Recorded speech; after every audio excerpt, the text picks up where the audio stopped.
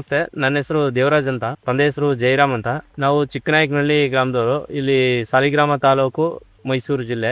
ಇಲ್ಲಿ ಅಸ್ಮಿತಾ ಅನ್ನೋ ಭತ್ತನ ನಾವು ಕೀರ್ತಿ ಕೃಷಿ ಕೇಂದ್ರದಲ್ಲಿ ತಗೊಂಡಿದ್ವಿ. ಒಂದು 25ರಿಂದ 30 ದಿನಕ್ಕೆ ನಾಟಿ ಮಾಡಿದ್ವಿ. ಒಳ್ಳೆ ಚೆನ್ನಾಗಿ ನೀರು ಬಂತು. ನಾಟಿ 25 ದಿನಗಳ ನಂತರ ನಾಟಿ ಮಾಡಿದ್ವಿ. ನಾಟಿ ಮಾಡಿದ್ಮೇಲೆ ಇಳುವರಿ ಚೆನ್ನಾಗಿ ಬಂದೈತೆ, ಉತ್ತಮವಾಗಿ ಇಳುವರಿ ಬಂದೈತೆ. ಆದ್ರೆ ನಾವು ಭತ್ತದ ಪೈರ್ನ 2ರಿಂದ 3 ಕಡ್ಡಿ ನಟ್ಟಿದ್ವಿ. ಬೆಳವಣಿಗೆ ಸುಮಾರು 3 ಅಡಿಯಷ್ಟು ಬಂದಿದೆ, 2.5ರಿಂದ 3 ಅಡಿಯಷ್ಟು ಬಂದಿದೆ. ಯಾವುದೇ ಕ್ರಿಮಿನಾಶಕಗಳನ್ನ ನಾವು ಬಳಸಿಲ್ಲ. ಅಂದ್ರೆ ಇವಾಗ ಒಂದು ಭತ್ತದ ತೆಂಡೆಯಲ್ಲಿ ಸುಮಾರು 20ರಿಂದ 24 ಕಡ್ಡಿಗಳು ಒಂದೊಂದು ತೆಂಡೆಯಲ್ಲಿ ಬಂದಿದಾವೆ. ಒಂದು ಗನೆಗಳಲ್ಲಿ ಸುಮಾರು 250ರಿಂದ 300 ಕಾಳು ಗಂಟನೂ ಇದಾವೆ. ಭತ್ತ ಸಮಾನವಾಗಿ ಬೆಳೆದಿದೆ, ಯಾವುದೋ ಒಂದು ಕಡೆ ಏರೋ ಇಲ್ಲ, ಒಂದು ಪೇರಿಲ್ಲ, ಸಮಾನವಾಗಿ ಬೆಳೆದಿದೆ ಎಲ್ಲ ಕಡೆ. ಈ ವರ್ಷ ಮಳೆ ಹೆಚ್ಚಿಗೆ ಆಯ್ತು ಅಂದ್ರೂ ಮಳೆಗೆ ಅಥವಾ ಗಾಳಿಗೆ ಭತ್ತ ಬಿದ್ದಿಲ್ಲ ಎಲ್ಲೂ. ಅಂದ್ರೆ ಈ ವರ್ಷ ತುಂಬಾ ಇಳುವರಿ ಚೆನ್ನಾಗಿ ಬರುತ್ತೆ ಅಂತ ನಾವು ಎಕ್ಸ್ಪೆಕ್ಟ್ ಮಾಡಿದೀನಿ. ಅಂದ್ರೆ ಸುಮಾರು ಒಂದು 35 ಕ್ವಿಂಟಲ್ ಅಷ್ಟು ಬರ್ಬೋದು.